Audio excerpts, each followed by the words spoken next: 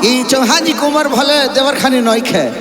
अरे हा हा हा भाई देखो तू तो खिसवे न खुजानो हमनी के देहाती खिसा हो कि भर फागुन भर बूढ़ो देवर लागे। हमार तुमर अभी नया बा। एक जना हमरे खानी बाड़े एकदम झाड़ झुड़ के तैयारी बाड़े। लोग पूछे तका भाई बड़ी झरले बड़ा का बात हो तो देखी का कहो तेरे फागुन के महीना बा।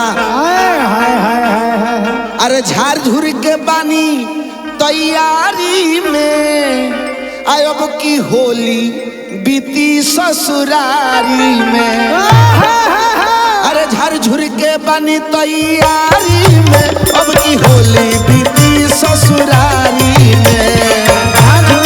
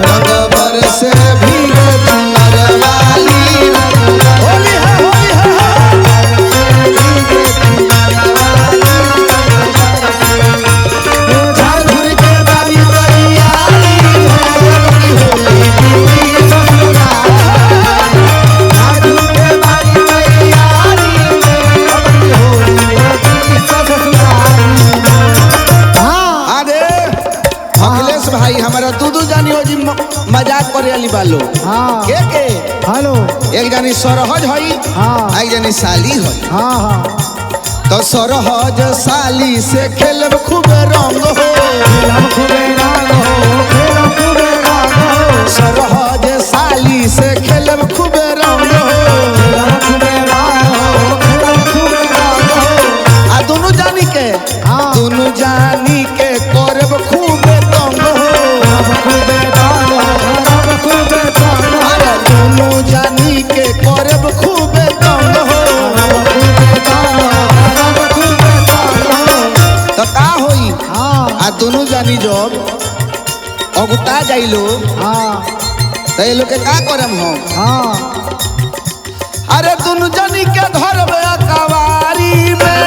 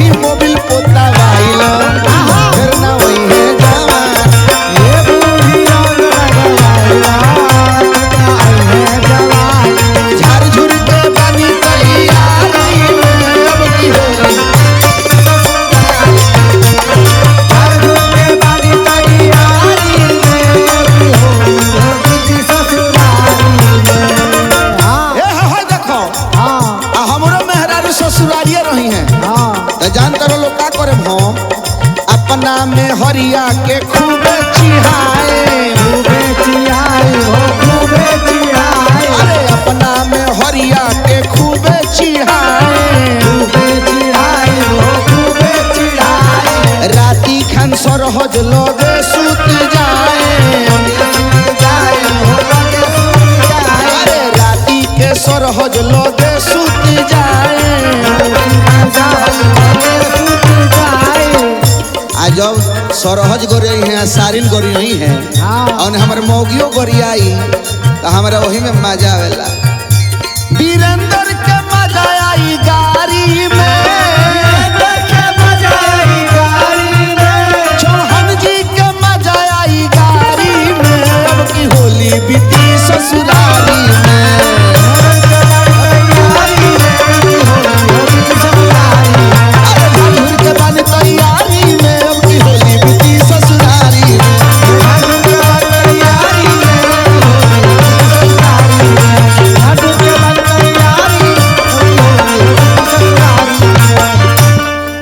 होली हो आई भौजी लोग के चोली हो।